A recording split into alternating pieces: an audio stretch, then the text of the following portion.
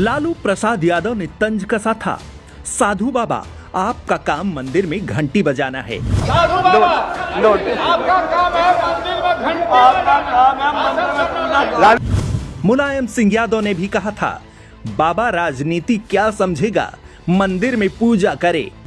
ये मंदिर में पूजा करें, आप मंदिर में पूजा कर रहे हैं। उस वक्त शायद किसी ने ये नहीं सोचा था कि जिस भगवा पर मजाक उड़ाया जा रहा है, एक दिन वही सत्ता ही नहीं व्यवस्था की दिशा बदल देगा। आज वही साधु उत्तर प्रदेश का मुख्यमंत्री है, और सिर्फ मुख्यमंत्री नहीं, एक राजनीतिक ब्रांड बन चुका है। राजनीति में एक नियम है, जिसे आप कम आंकते हैं, वही एक दिन आपका हिसाब बराबर करता है। आज वही भगवाधारी सिंगापुर की धरती पर उतरता है, काली गाड़ी रुकती है, दरवाजा खुलता है और उससे भगवा वस्त्रों में उतरते हैं योगी आदित्यनाथ। तो वो सिर्फ एक विजिट नहीं होती, वह एक संदेश होता है। ना उन्होंने भगवा छोड़ा, ना पहचान बदली, ना भाषा बदली। जिसे कहा गया था घंटी बजाओ, आज वही ग्लोबल इन्वेस्टमेंट की घंटी बजा रहा है। 23-24 फरवरी सिंगापुर, 25-26 फरवरी जापान। यह कोई सामान्य विदेश यात्रा नहीं है, यह उत्तर प्रदेश की आर्थिक कूटनीति का अगला चरण है। प्रधानमंत्री नरेंद्र मोदी ने न्यू इंडिया का जो विजन रखा, उसे जमीन पर सबसे आक्रामक तरीके से लागू करने की कोशिश अगर किसी बड़े राज्य ने की है तो वह उत्तर प्रदेश है। याद कीजिए, एक समय यूपी की क्या पहचान थी? गुंडाराज, अराजकता, निवेश का डर, पलायन।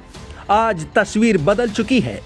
पूर्वांचल एक्सप्रेसवे सिर्फ सड़क नहीं है, यह पूर्वी यूपी की आर्थिक धड़कन है। डिफेंस इंडस्ट्रियल कॉरिडोर सिर्फ प्रोजेक्ट नहीं है, यह उत्तर प्रदेश को रक्षा निर्माण के नक्शे पर लाने की रणनीति है।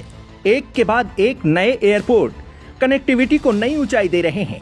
Data centre policy digital economy की नींव रख रहे हैं।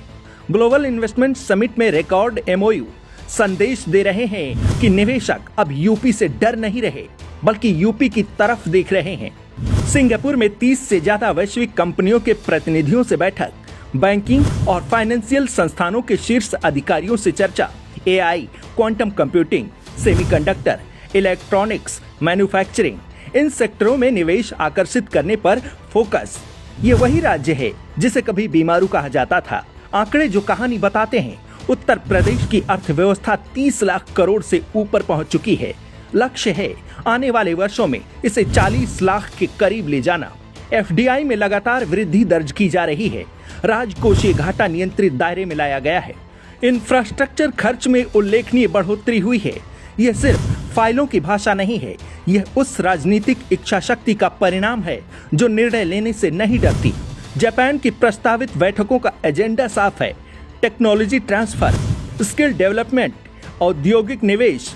जब मुख्यमंत्री विदेशी प्रतिनिधियों से उनकी भाषा में बातचीत शुरू करते हैं तो यह सिर्फ औपचारिकता नहीं होती, यह वो संदेश होता है, हम निवेश चाहते हैं लेकिन आत्मसम्मान के साथ। यह नया मॉडल है, मंदिर भी, मैन्युफैक्चरिंग भी, परंपरा भी, टेक्नोलॉजी भी।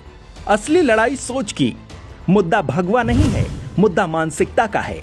जिन्होंने कहा था साधु राजनीति नहीं कर सकता, आज वही साधु आर्थिक नक्शा बदलने की कोशिश कर रहा है। जिन्होंने कहा था धर्म और विकास साथ नहीं चल सकते, आज उत्तर प्रदेश उस धारणा को चुनौती दे रहा है। काशी कॉरिडोर भी है, कुशीनगर इंटरनेशनल एयरपोर्ट भी है, राम मंदिर भी है, डेटा सेंटर और इंडस्ट्रियल पार्क भी हैं।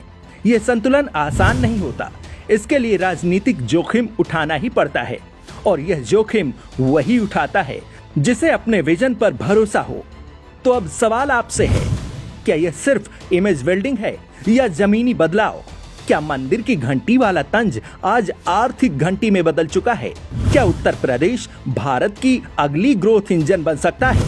अगर आपको लगता है राजनीति नारे से नहीं परिणाम से तय होती है, तो इस वीडियो को लाइक कीजिए, चैनल को सब्सक्राइब कीजिए और कमेंट में लिखिए, क्या यह मॉडल भविष्य की राजनीति की दिशा तय करेगा? इतिहास मजाक याद नहीं रखता, इतिहास परिणाम लिखता है। और आज घंटी सिर्फ मंदिर में नहीं, ग्लोबल बाजार में भी बज रही है। जय हिंद।